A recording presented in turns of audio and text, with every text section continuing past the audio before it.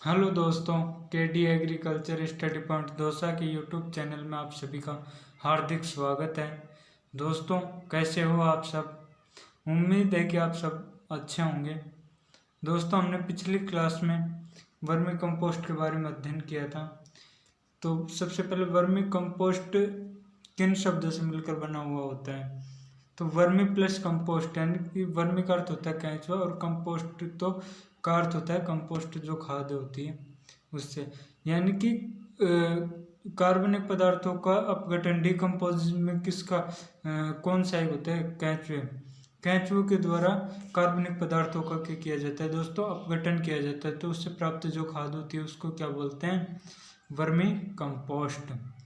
इसमें न्यूट्रिएंट्स की मात्रा देखते हैं तो सबसे पहले नाइट्रोजन आता है। तो नाइट्रोजन की बात करें तो 1.2 से 2.5% इसमें क्या होती है? नाइट्रोजन होती है। फास्फोरस की बात करें तो 1.6 से 1.8% होती है। पोटास की बात करें तो ये होती है 1 से 1.5%। और बात करें वर्मी कंपोस्ट में किसकी? एक्टिनोमाइसीटीज की। तो एक्टिनोमाइसीटीज मात्रा कितनी होती है? FYM की तुलना में 8 गुना अधिक मात्रा होती है। और दोस्तों, जो पहली वर्षा के पश्चात जो भूमि से सौंधी सौंधी सुगंध आती है वो किसके कारण आती है? वो भी एक्टिनोमाइसीटीज के कारण ही आती है। प्रकृति में केंचुए कितनी प्रजातियां हैं? 700 किस्में हैं, लेकिन केवल 293 प्रजाति क्या है? बेनिफिशियल है। बात करें जो कि हमारे सिलेबस में प्रजातियां हैं उनके बारे में, तो पहले एक तो है हमारी एपिजिक, दूसरी एंडोजिक और तीसरी है डायोजिक। एपिजिक की बात करें तो ये 1 मीटर गहराई तक क्या करता है? डिकम्पोज का कार्य करेगा। इसकी जो वेराइटी किस्मों की बात करें तो यह है पेरेनिप्स, आर्वोशिकोली, आइशिनिया, फोइटिडा। ये 3 इसकी क्या है? मेन किस्में होती है। दूसरे नंबर पर बात करें अपन एंडोजिक के बारे में, तो एंडोजिक दोस्तों क्या होता है? 3 मीटर से अधिक गहराई तक क्या करेगा? डिकम्पोजिशन का कार्य करेगा। और ये जल निकास में क्या होता है? सर्वोपयुक्त होता है या उपयोगी होता है। इसके बाद हम बात करते हैं दोस्तों किसके बारे में? डायोजिक के बारे में। तो ये 1 से 3 मीटर की गहराई तक क्या करता है? डिकम्पोजिशन का यानी अपघटन का कार्य करता है। और बात करें राजस्थान की परिस्थितियों में कौन सा केंचुआ सर्वोपयुक्त होता है? तो इसमें होता है आइसिनिया फोइटिडा। राजस्थान की परिस्थितियों में सब सर्वोपयुक्त केंचुआ कौन सा है? आइसिनिया फोइटिडा। और एक सप्ताह में केंचुआ 2 से 3 कोकून देता है। प्रजनक केंचुआ क्या करता है? 6 महीने में 250 केंचुए पैदा कर सकता है। प्रजनक केंचुआ 6 महीने में मात्र 250 केंचुए क्या करता है? पैदा कर सकता है। और वर्मी कंपोस्ट बनाने की विधि की बात करें तो इसमें क्या होता है? प्रजनन या फिर खाद निर्माण के लिए 30% क्या होनी चाहिए दोस्तों? नमी होनी चाहिए। और 25 से 30 डिग्री टेम्परेचर होना चाहिए। इसके लिए वर्मी कंपोस्ट बनाने के लिए क्या करेंगे? 40 से 50 फीट चौड़ी, 3-4 फीट किसकी लंबाई की अपन क्या बनाएंगे? एक क्यारी बना लेंगे। उस क्यारी में क्या करेंगे दोस्तों? सबसे पहले जो क्या होता है? कम सड़ा कम कंपोस्ट यानी कि कम अपघटित क्या भूसा या फिर कोई भी कार्बनिक पदार्थ उसमें डाल देंगे।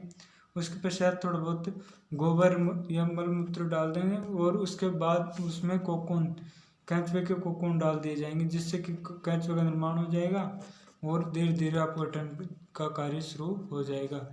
कुछ समय पश्चात उससे क्या हो जाएगी दोस्तों? खाद प्राप्त हो जाएगी। इसके अपन लाभ बेनिफिट्स की बात करें तो इसमें क्या बेनिफिट होते हैं इसके?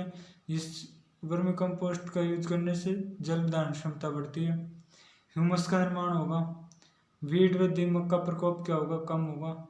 ऑक्सीजन हार्मोन स्रावित करते हैं। कौन? केंचुए। केंचुए कौन सा हार्मोन स्रावित करते हैं? तो केंचुए करते हैं दोस्तों ऑक्सीजन हार्मोन स्रावित करते हैं। इसके बाद हम बात करते हैं दोस्तों ग्रेन मैन्योर के बारे में। इसके बाद हम क्या देखेंगे? हमने ये चित्र देखा था किसके बारे में? वर्मी कंपोस्ट का मेथड है। इसमें ये क्या है? ये क्यारियाँ हैं, ये क्यारियाँ हैं और इनके अंदर क्या किया जाता है? वर्मी कंपोस्टिंग यानी कि केंचुए खाद तैयारी की जाती है। इसके बाद अपन ने बात की थी केंचुए के बारे में। तो ये तो क्या दोस्तों जूम करने के चक्कर में फट गया था। दूसरा देखते हैं, ये कैचवे का एक किस्म है जिसका ये चित्र है, और ये इसका अग्रभाग होता है, मुख वाला पार्ट, और ये इसका पश्च भाग होता है, और ये लगभग 120 खंडों में विभक्त होता है। कौन? कैंचुआ। और इसके बारे में डिटेल से अध्ययन बायोलॉजी की बुक में अपन करेंगे। इसके बाद अपन बात करते हैं ग्रीन मैन्योर को। आज का हमारा टॉपिक कौन सा है? Green manure. तो ग्रीन मैन्योर को डिटेल से देखते हैं दोस्तों। तो अपन बात करते हैं ग्रीन मैन्योर। ग्रीन मैन्योर शब्द का क्या अर्थ है दोस्तों? हरी खाद। अब बात आती है दोस्तों, हरी खाद अपन कैसे देंगे? तो क्या फील्ड में कोई भी क्रॉप्स उग रही है, या फिर अपन फील्ड में कोई भी क्रॉप्स वगैरह उगाकर उनको क्या मिट्टी पलटने वाले हल से दबा देंगे, और वो कुछ समय पश्चात गल कर या सड़ कर क्या हो जाएगी दोस्तों? एक खाद का रूप धारण कर लेगी। उस खाद को अपन क्या बोलते हैं? हरी खाद बोलते हैं। बात करें इसके मेथड्स की, तो इसके दोस्तों हरी खाद देने के 2 मेथड्स होते हैं।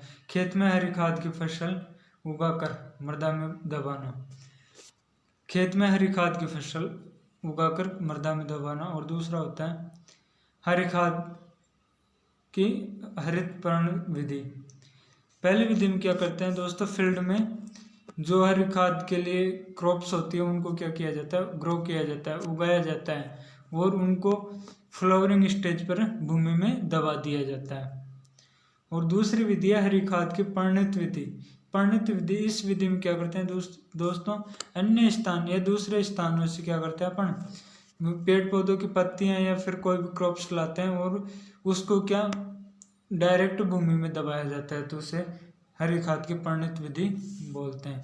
अब हरित खाद की फसल के गुण, यानी कि अपन हरी खाद के लिए, ग्रीन मैन्योर के लिए जिस क्रॉप्स का यूज कर रहे हैं या जिस क्रॉप्स को अपन चूज कर रहे हैं, तो उसके क्या गुण होने चाहिए।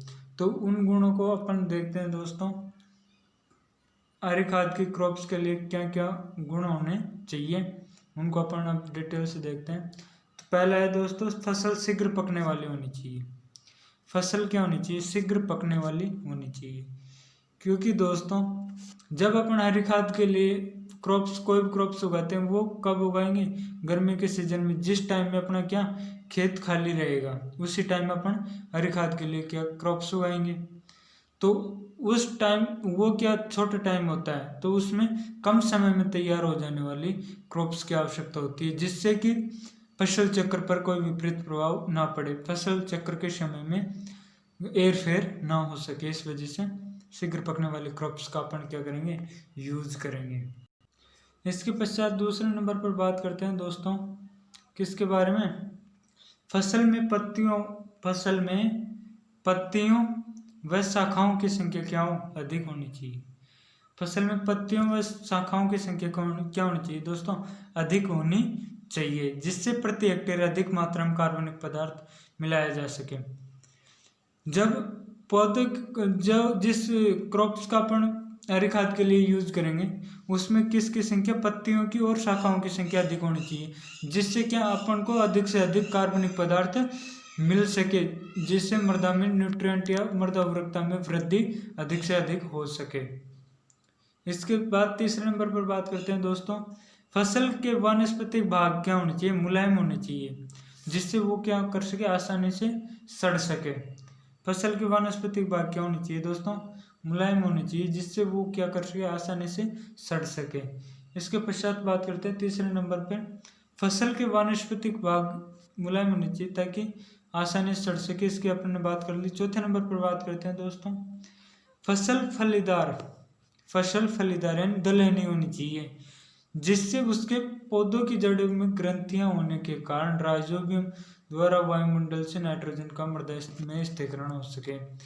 यानी कि दोस्तों जो लेग्यूम्स क्रॉप होती है, उनकी जड़ों में क्या पाई जाती है? ग्रंथियां पाई जाती है, जिनमें क्या राइजोबियम नामक एक जीवाणु रहता है, जो कि क्या होता है? हमारे लिए बेनिफिशियल होता है, क्योंकि वह क्या करेगा? नाइट्रोजन का स्थिरीकरण करेगा। यानी कि वायुमंडल की नाइट्रोजन को क्या करता है दोस्तों? नाइट्रेट के रूप में भूमि में एकत्रित करता है। तो ग्रेन मैन्योर के लिए कौन सी क्रॉप होनी चाहिए? फलीदार यानी लेग्यूम क्रॉप होनी चाहिए, जिससे क्या दोस्तों क्रॉप्स होगी उसके द्वारा भी अपन को उसको दबाएंगे तब उसको कार्बनिक पदार्थ मृदा में मिल जाएगा। साथ ही जब क्रॉप्स अपनी बढ़वार कर रही होगी, जब क्रॉप्स की वानस्पतिक वृद्धि हो रही होगी, उस टाइम भी उसमें स्थित राइजोबियम जीवाणु क्या करेगा? नाइट्रोजन को फिक्सेशन करेगा, जिससे कि डबल बेनिफिट अपन को हो जाएगा। इसके बाद अपन 5वें नंबर पर बात करते हैं दोस्तों, किसके बारे में? 5वें नंबर पर है हमारा फसल गहरी जड़ प्रणाली की होनी चाहिए। फसल क्या होनी चाहिए? गहरी जड़ प्रणाली की होनी चाहिए, जिससे मिट्टी क्या हो जाएगी दोस्तों? भुरभुरी बन जाएगी और मृदा में गहराई तक पोषक तत्व ग्रहण पौधे में क्या हो जाएंगे? संचित कर सके। इसके बाद 6ठे नंबर पर बात करते हैं दोस्तों। 6ठे नंबर पर हमारे हरी खाद की फसल ऐसी होनी चाहिए जो कम उपजाऊ भूमि में भी सफलतापूर्वक उगाई जा सके। दोस्तों ग्रीन मैन्योर के लिए जो जिस भी क्रॉप्स को अपन चूज कर रहे हैं वो कम उर्वरकता वाले क्षेत्र में भी क्या होनी चाहिए? आसानी से उग जानी चाहिए, आसानी से उगाई जा सके, जिससे कि अपन को बेनिफिट मिल सके। 7वें नंबर पर बात करते हैं दोस्तों, फसल में क्या होनी चाहिए? कीटों व बीमारियों का प्रकोप कम होना चाहिए। हरी खाद वाली क्रॉप्स में कीटों व बीमारियों का क्या होना चाहिए? प्रकोप भी कम होना चाहिए, जिससे अपन को क्या बेनिफिट होगा? उसका जो अपने अगली क्रॉप्स बोएंगे, अगली क्रॉप्स को ग्रो करेंगे, उसमें क्या होगा? कीटों व बीमारियों का प्रकोप कम होगा। इसके बाद अपन बात करते हैं दोस्तों 8वें नंबर पर है फसल कम अवधि की होनी चाहिए, जिससे कि अगली फसल के रोटेशन पर, क्रॉप रोटेशन पर कोई विपरीत प्रभाव ना पड़े। दोस्तों 9वें नंबर पर है फसल को ज्यादा खाद व उर्वरक की आवश्यकता न हो। फसल को ज्यादा खाद व उर्वरक की आवश्यकता ना हो, जिससे कि किसान के ऊपर आर्थिक स्थिति बनी रहे, किसान की आर्थिक स्थिति कमजोर नहीं होगी। 10वें नंबर पर बात करें फसल चक्र में हरी खाद की फसल का क्या होना चाहिए? उचित स्थान होना चाहिए। फसल चक्र में भी क्या हरी खाद की क्रॉप्स का एक उचित स्थान होना चाहिए। इसके बाद अपन बात करते हैं 11वें नंबर पर दोस्तों, फसल को क्या होना चाहिए? कम पानी की आवश्यकता होनी चाहिए। क्रॉप्स को कम पानी की आवश्यकता होनी चाहिए, जिससे कि किसान को हरी खाद के लिए जो क्रॉप्स उगाए उसमें पानी कम देना पड़ेगा और वह अपने उस पानी को बचाकर अपने मेन फील्ड जो मेन क्रॉप्स उगाएगा उसमें यूज उस पानी का कर सकता है। इसके बाद बात करते हैं दोस्तों फसल क्रॉप्स के बारे में। तो ये क्रॉप्स कितने प्रकार की होगी? ग्रीन मैन्योर के लिए दो प्रकार की होगी, एक तो लेग्यूम यानी दलहनी क्रॉप और एक अदलहनी। बात आती है दलहनी यानी कि दलहनी का अर्थ होता है जिनको 2 बराबर भागों में विभक्त किया जा सके, और अदलहनी जिनको 2 बराबर भागों में विभक्त नहीं किया जा सके। नॉर्मली दोस्तों दलहनी क्रॉप्स में ज़्यादातर लेग्यूम्स क्रॉप आती है और अदलहनी में पोएसी फैमिली की क्रॉप्स भी आती है। अब दोस्तों कुछ जो मेन क्रॉप्स हैं ग्रीन मैन्योर के लिए उनके नाम व उनके क्या देखेंगे? सीड रेट देखेंगे। तो पहला तो क्या है? सनई का दोस्तों किसके लिए? ग्रीन मैन्योर के लिए सबसे ज़्यादा उपयोग होता है। इसकी सीड रेट होती है 50 kilogram per hectare, 50 kilogram per hectare. और रेशो में बात करें तो सीड रेट दोस्तों इसमें क्या होगा? सनई 50 किलोग्राम पर हेक्टेयर की दर से क्या नाइट्रोजन का स्थिरीकरण करती है। और इसकी सीड रेट की बात करें तो सीड रेट होती है 50 से 60 किलोग्राम पर हेक्टेयर। बात करें ढैंचे की तो ढैंचे क्या करेगा दोस्तों? 75 किलोग्राम नाइट्रोजन फिक्सेशन करेगा और इसकी सीड रेट होती है 60 से 80 किलोग्राम पर हेक्टेयर। गंवार की बात करें तो गंवार 65 किलोग्राम पर हेक्टेयर की दर से क्या करता है? नाइट्रोजन फिक्सेशन का कार्य करता है। यह नाइट्रोजन फिक्सेशन का कार्य करता है, लेकिन इधर इसकी सीड रेट होती है 20 से 25 किलोग्राम। लोबिया 50 किलोग्राम पर हेक्टेयर की दर से नाइट्रोजन फिक्सेशन करता है, लेकिन इसकी सीड रेट कितनी होती है? 45 से 50 किलोग्राम। बात करें मूंग की तो दोस्तों मूंग की सीड रेट कितनी होती है? 15 से 20 किलोग्राम। इसके बाद हम बात करते हैं दोस्तों किसके बारे में?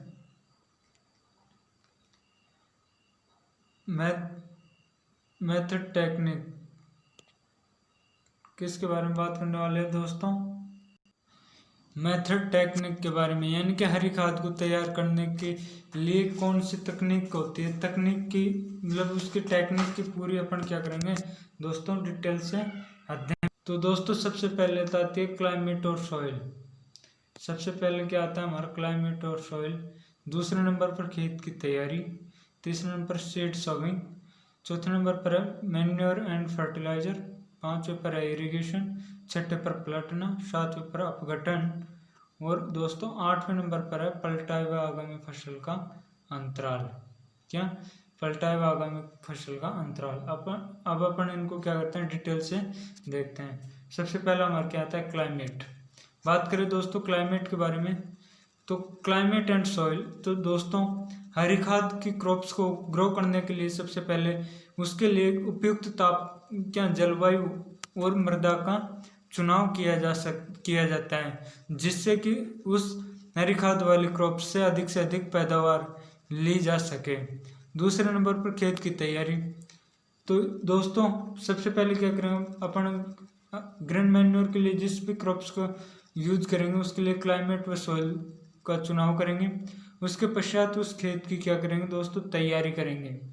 खेत की तैयारी करने के पश्चात अपन क्या कर देंगे दोस्तों? उसमें सीड सोविंग कर देंगे। उसमें सीड क्या हो जाएगा? जर्मिनेट हो जाएगा।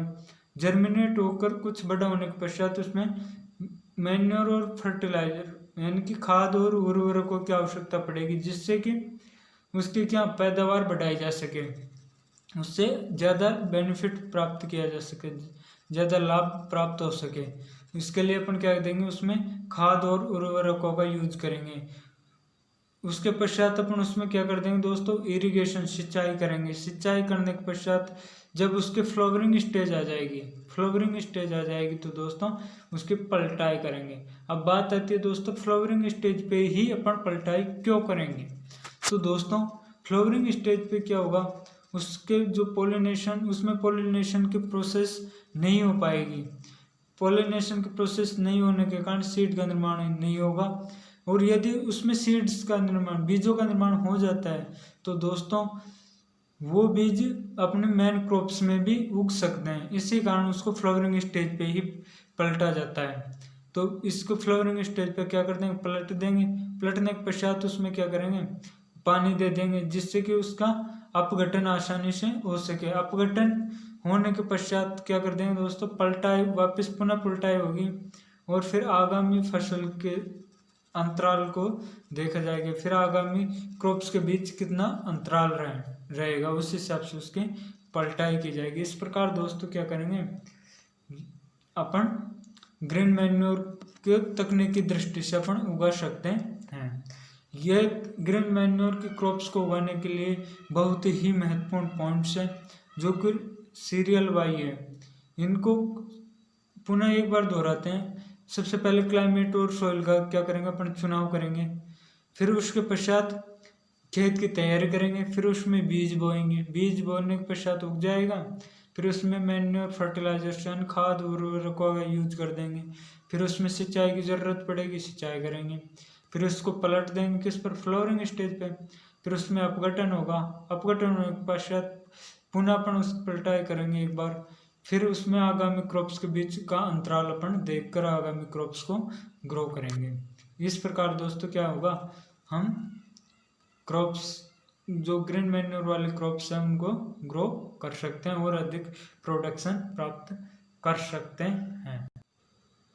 इस प्रकार दोस्तों आज हमने किसके बारे में डिटेल से अध्ययन किया? ग्रीन मैन्योर के बारे में। दोस्तों उम्मीद है कि आप सभी को आज का ये वीडियो बहुत पसंद आया होगा। दोस्तों इस चैनल को ज़्यादा से ज़्यादा लाइक, सब्सक्राइब व शेयर जरूर करें। साथ ही बेल आइकन को दबा दें, जिससे कि हमारे नए वीडियो का नोटिफिकेशन आपको जल्दी से जल्दी प्राप्त हो सके। दोस्तों उम्मीद मिलते हैं कल नए वीडियो के साथ। दोस्तों कल हम बात करने वाले हैं जैव उर्वरक, बायो फर्टिलाइजर्स के बारे में। थैंक यू सो मच दोस्तों।